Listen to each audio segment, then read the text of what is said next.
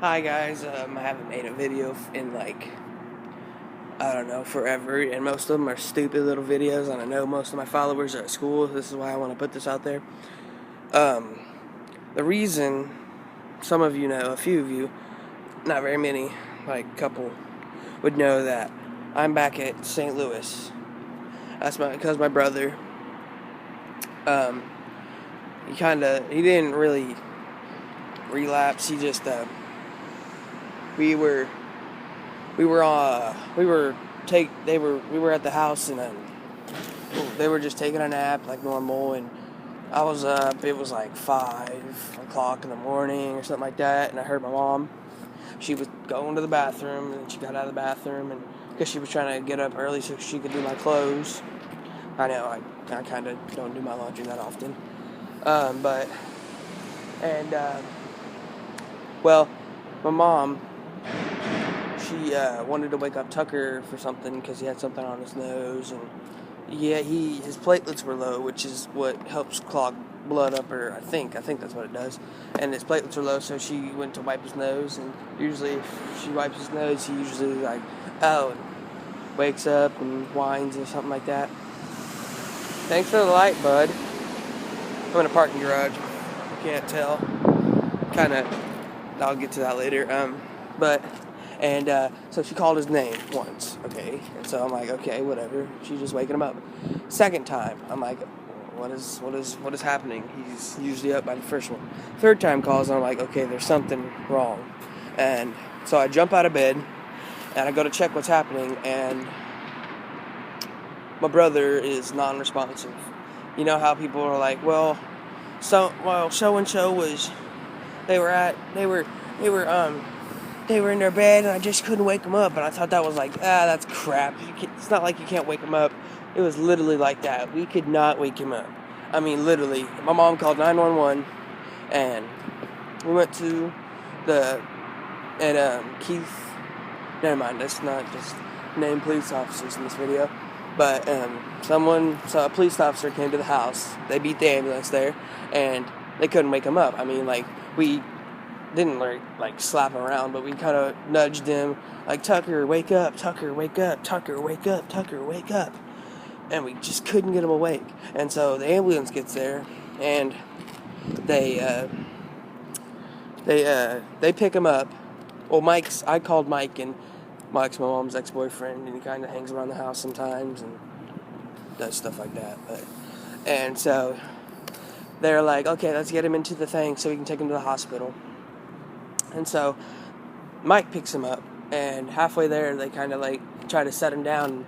He is literally bent over backwards like this over the bed, the headboard, or the back headboard or whatever. It's the frame is for a bunk bed, and so they pick him up again, and he's still not waking up. And we put him on the bed, and this is in my own house. My house is not very blocked, so they're kind of running into furniture, and he's still not waking up. And so all this and all that, they get him in the ambulance, and they head to St. Louis. My mom is in the ambulance with him, but me and Mike get into his car, and the police officer says, "We'll take it easy," and they took him to Sarah Bush Hospital, the ER, and so they take him there, and we get there about half an hour after that. And they won't let us in for a while because they got to get him stabilized, which means they basically got to get him hooked up to all the machines, check his heart rate, do all that. So about maybe an hour and a half, 2 hours later, they let us in, me and my aunt, and we get into the room, and Tucker's sitting there, and he's sleeping. Well, he's not. Well, he is sleeping. If you want to be technical, he's kind of sleeping. And so they keep him asleep, and they have a tube in his nose, back into something else. They got one going down his throat, and they got a second one, a tiny one, about tiny, sitting in the back of his throat. And they got another one down his throat that's pumping out blood out of his lungs. And so we're sitting there for about another 2 hours. It is literally 8 o'clock in the morning, and I've been up since 5. And so where was I? Oh yeah. And so they pumped out, I think, like half liter, maybe a liter and a half of blood out of his lungs. And then about another half hour later, it's about 9, they say he's got pneumonia and blood infection and possibly damage to his kidneys, and his liver. And so, I don't know, probably like 10, they decide they're going to fly him out to St. Louis. Now, so it takes about another 45 minutes for the fucking helicopter to get there. And after the helicopter does get there, me and my mom get into the van and say goodbye to Tucker and Mike was with us. My aunt and my grandma and grandpa, they stay with him. And we get to the house. My second cousin, she made us a couple Hot Pockets, something to eat. And we get into the van, load up all of our clothes, and we start heading to St. Louis. My iPod's going, dude. Yeah, I got a new iPod 5. That's fucking awesome. And a bunch of other shit.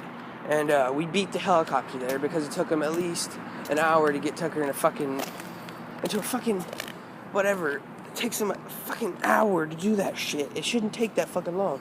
So we get there and all that shit. And so we've been sitting here for, I think, 2 days, and Tucker, they have him out by drugs for a couple more days, and that's where we are right now. We're in, see if you can see it, we're in St. Louis. I'm on the 5th level parking garage, the Kangaroo. I'm looking out on the balcony talking to you guys. Yeah, dude, my iPod's really light. I'm scared I'm going to drop it. But, yeah, I usually make funny videos, something stupid to make you guys laugh. But this is a serious video for you guys. I just wanted to fill you in on information. And on Facebook, we got a Talk to Tucker Joe, which is an update thing. People were trying to sell shit on there, like fucking idiots that people are today. So we got a private schedule. I think my mom, if you get her Facebook thing, you can try to connect it to my mom and everything else. And but other than that, that's about it. So keep you guys updated, and I'll see you in the next video.